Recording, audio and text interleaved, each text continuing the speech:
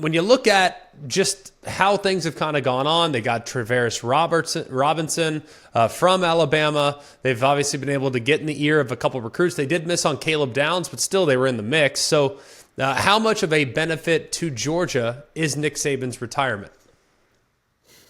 I think it's a moot point because I think Georgia had proven they had slayed that giant. I mean, they won back-to-back national championships, and they're an SEC championship away, you could argue. I still think Georgia was one of the 4 best teams in the country last year going into the playoff.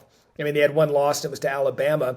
And so I think Georgia got over that hurdle a few years ago. Now, having said that, having not to face Alabama in the SEC championship as a Nick Saban coach team is probably going to make Kirby Smart sleep a little bit better at night. But I've said, and look, we're in a new era in college football where you keep forgetting divisions are going away.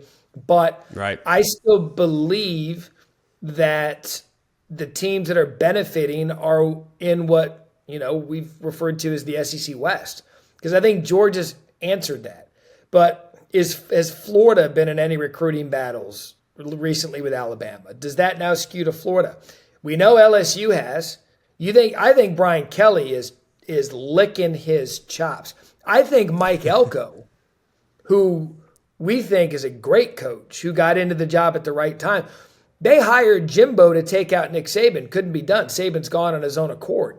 Mike Elko walks into that thing. Imagine Texas A&M, Greg, with their talent and using their talent properly, what that could do in a Nick Saban-less era. And so I think Georgia's Georgia. I still think they're one of the top 3 to 4 teams annually, and I think that was going to be the case whether Saban was there or not.